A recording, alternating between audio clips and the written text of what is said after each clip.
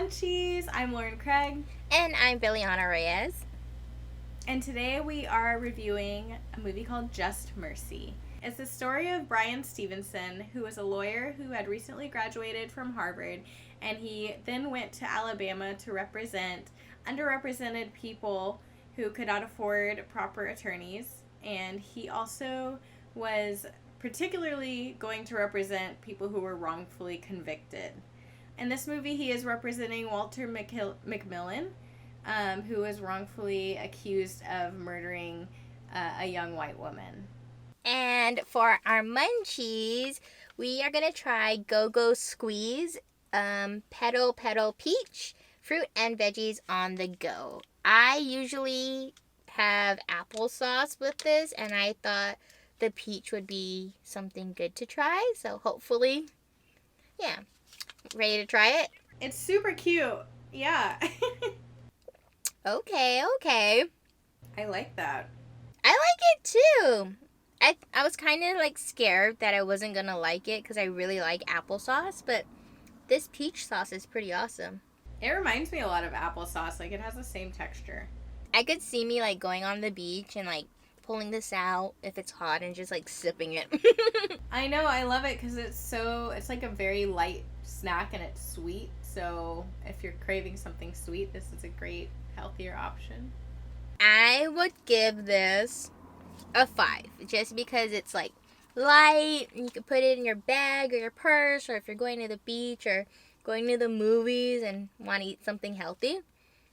So 5 for me. How about you? Yes, I agree. I like this a lot too, and I'm also a big applesauce fan, so I like the texture of applesauce, so I also like the texture of this. So yeah, I would give this a 5. It has great flavor. Yay, we both agree. 5s all around. Okay, so what did you think about this movie?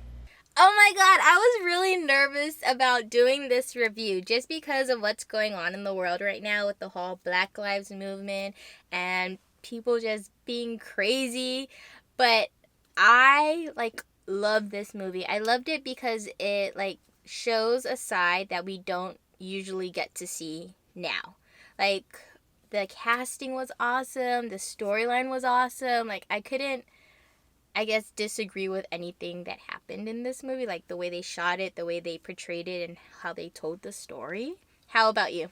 Yeah, I absolutely love this movie. The casting was great. Michael B. Jordan was in it, and he is... In my notes, I just wrote Michael B. Jordan, and I wrote a winky face. So that's all I'm going to say about that. And... yeah, I thought the storyline was amazing. I thought it was shot really well. I thought the acting was phenomenal. It was a fantastic story. I love true stories, so I love that it was a true story. Yeah, and same with what you were saying about the Black Lives Matter movement.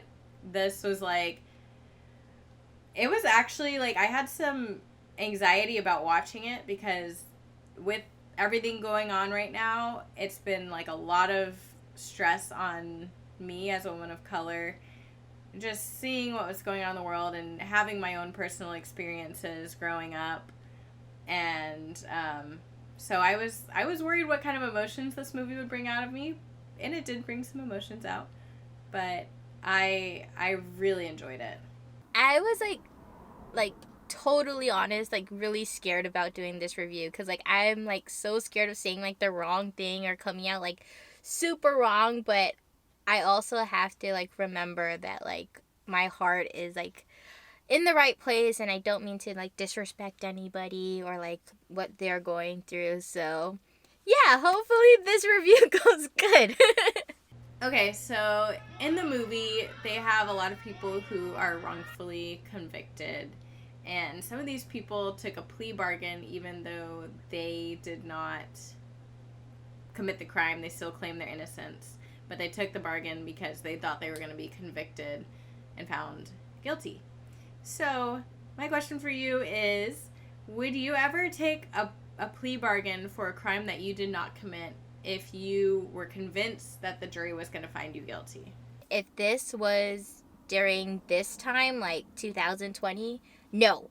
But if it was back then during the period of Just Mercy, yes, just because of the death chair. Like, that's scary to know that, like, if you don't take a plea bargain, then you could either, like, stay in jail or they could, like, make it become, like, the death penalty. So back then, yes, I would take the plea bargain for the safety of my life. But now, like, no, I will fight. I will fight you until I show that I had nothing to do with this. Yeah, I would agree with that. You know, exactly what you said.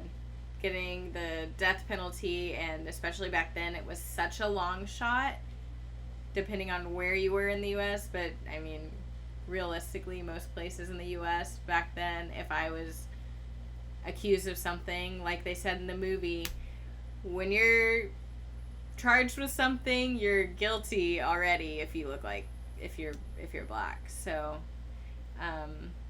yeah, back then I would have been like, oh, I can take a lesser sentence and get out sooner. I didn't do it, but I'm gonna be seen as guilty. So yeah.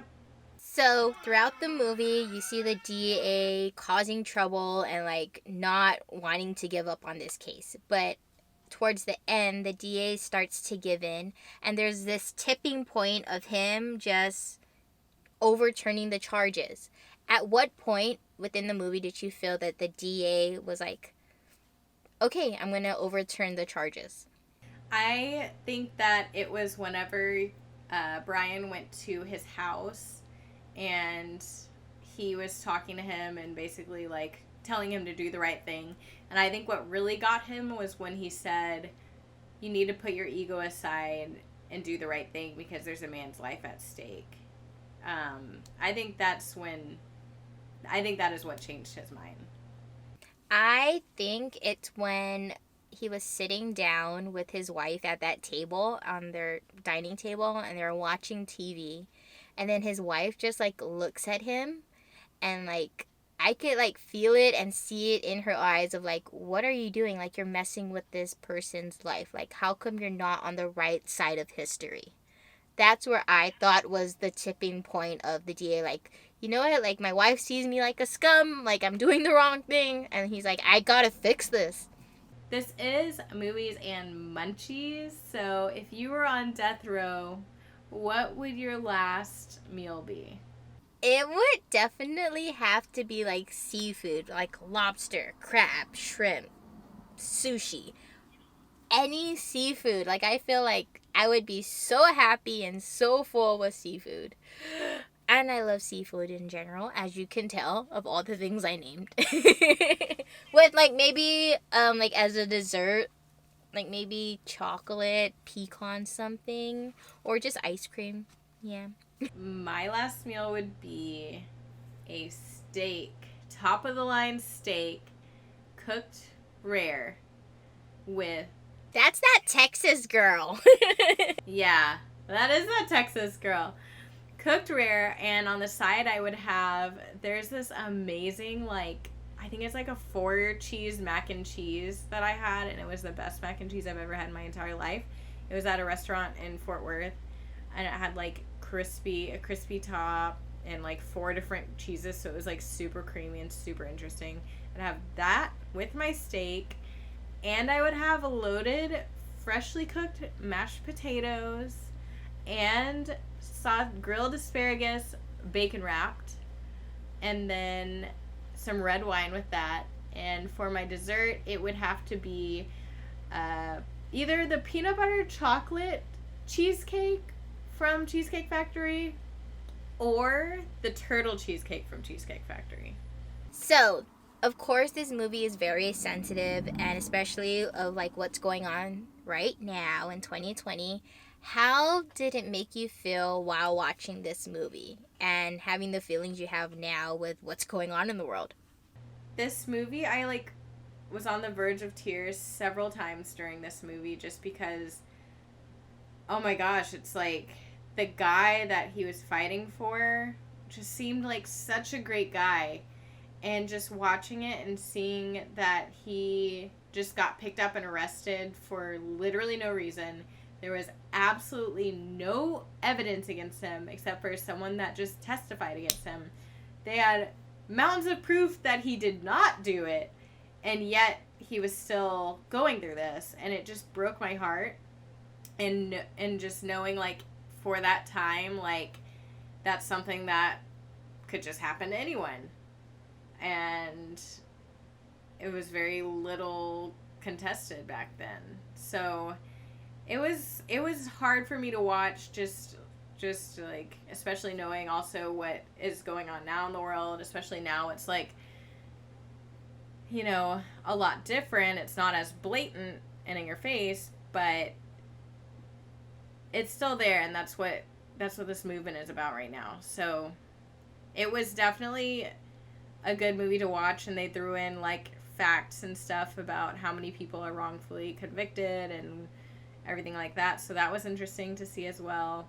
But yeah, this movie, it was hard. It was an emotional movie to watch. So I don't know how it made me feel. I guess emotional. I'm with you on that. Like, while I was watching it, I was just thinking about, like, everything that's happening now, times it by 100, a million of, like, what people went through back then. And, like, also with social media, we kind of see stuff being brought to light that should not even be considered now, like with racism and like white privilege and all that other things. I'm like, why is it still affecting us now? Like, that should have like ended long time ago. Like, it just hurts my heart knowing that there are people that are still like that out there, and I just like to see the good of people, and I just want the world to like heal, and I don't know, like, not have to, I guess, feel that need to either defend themselves or like feel the need for them or for people to, I don't know, it's making me emotional. Yeah, it's a very emotional movie, and I'm happy I finally got to watch it because now I could not necessarily fully understand, but get a glimpse of what's happening to like you and other people of color. So throughout the movie, I mean, this lawyer is just fighting for this guy, and it's like there's so much proof to prove that this guy is innocent, and there's so many moments during the movie where you think like, oh, now they're gonna be on his side. Oh, now they're gonna see he's innocent. Oh, now, and it just like every time just gets torn down, torn down, torn down. Did you lose hope during the movie, or throughout did you feel like, no, he's gonna get off, or did you lose hope? I started losing hope when Brian was providing all this evidence and they were just shutting it down. And I was like, how could you be so blind? Like, he's giving you all this. He has so many witnesses that he was at this party and you guys are still not like acknowledging it. Like, I don't, like, to me, like, my paralegal brain was like, I don't understand. Like, the evidence is right there. There's witnesses. You have one guy to like 10 other people.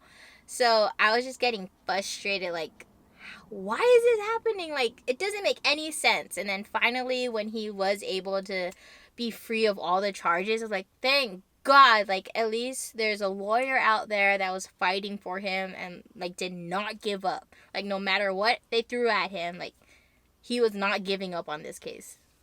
I think we both lost hope around the same time. It was, for me, whenever they were going to try and get the second court case and have the first one overturned because of new evidence.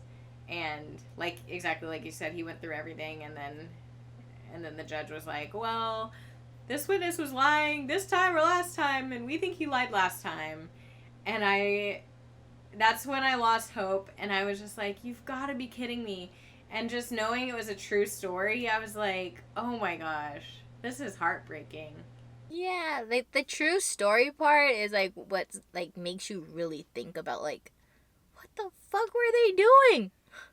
Right. It's insane. Would you continue to work for a lawyer if someone threatened your family? I think that I think that I would if it was for a cause like this, because this is clearly something that is important and that the woman who did get threatened believed in. And of course, she knew there was going to be backlash. But I would have to say, yeah, I'm going to continue fighting for people who don't have a voice and who need me. And just pray and hope and be very careful that no one is actually going to act on those threats. I agree. Like, if someone did threaten me, like, while working for a lawyer, then all I have to do is, like, okay, well, I feel threatened, so let's start making sure we have, like, the police know about it and, like, start doing all the precautions of, like, making sure, like, whenever you go somewhere, like, you check your surroundings, or, like, if you're ever going home, like, make sure no one's following you. So things like that I would start, like, putting into hyper focus. All right, so what would you rate this movie? I would have to give it a 5-star. Like, I love all the characters. I love what the movies stand for. I loved how they shot it and made you feel as if you're rooting for the character to, like, just get a break. So 5 stars for me. How about you? Yeah, 5 stars because, I mean, everything you said, very important story. I feel like a lot of people can be educated watching this, just have their eyes open, have a view into a different perspective by watching this film. And again, amazing casting, amazing acting, amazing shooting. Like, everything about this movie really made you feel. And that to me is what makes a 5-star. And especially that it was telling a true story that always knocks it out of the park for me. And you know, I'm hard to give a 5-star. It's really hard for me to give a 5-star. But yeah. And this is the first time, I think this is the first time we've ever agreed on a rating. I know, we agreed not only on a rating, we agreed on our munchies, and then we agreed, like, majority of our questions. Like, this is a pretty great movie. All right, thank you so much for watching Movies and Munchies. Make sure you go check out the amazing movie Just Mercy. Yeah, and make sure you also try Go Go Squeeze Petal Petal Peach. It is amazing, and please leave a comment below and let us know what movies we should watch next. Thanks, guys! Bye!